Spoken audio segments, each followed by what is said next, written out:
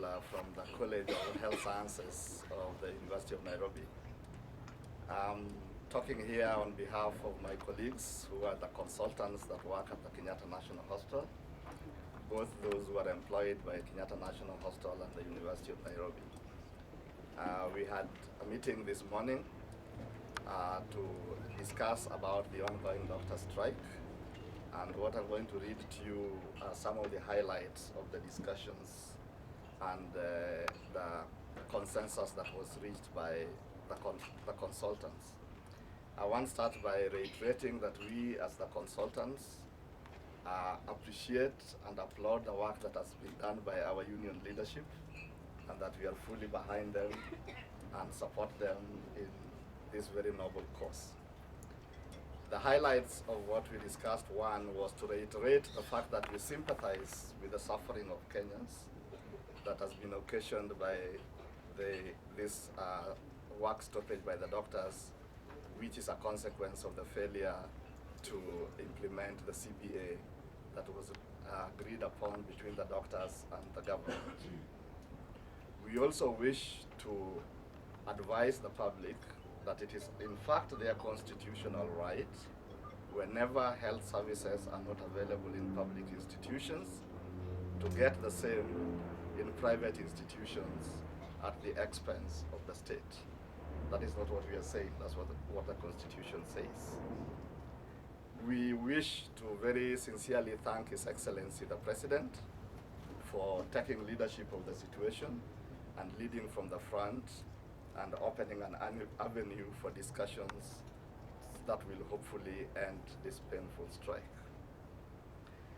Considering what we've been told was the government's offer, we wish to reiterate that the position of the doctors, we wish to support the position of the union, which is the position of the doctors, that the issue of discussion is not increase in salaries or allowances for that matter.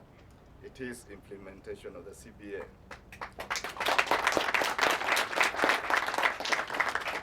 And the CBA is a comprehensive document that touches on various facets that concern healthcare delivery in this country, including but not limited to work environment, research, issues of discipline, staffing of health institutions, facilities in health institutions, etc. And that we should not be distracted from discussing these core issues, because the CBA is more than just about money. We also note that the two national referral hospitals are actually the main teaching hospitals for this institution. And we want to reiterate that in the absence of clinical services, you cannot do clinical teaching.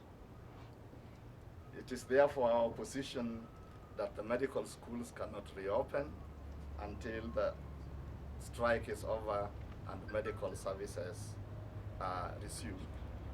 If there was really any need for an additional reason to end the strike, this is another one of them, so that these young men and women can train, because they are doing so at the expense of the society and their parents. We reiterate again that the basic document for negotiation is the CBA, and we request the authorities that this be accepted.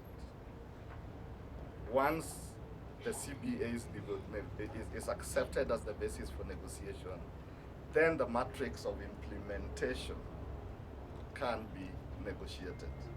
But I don't think the idea of negotiating outside the CBA, in our opinion, is negotiable.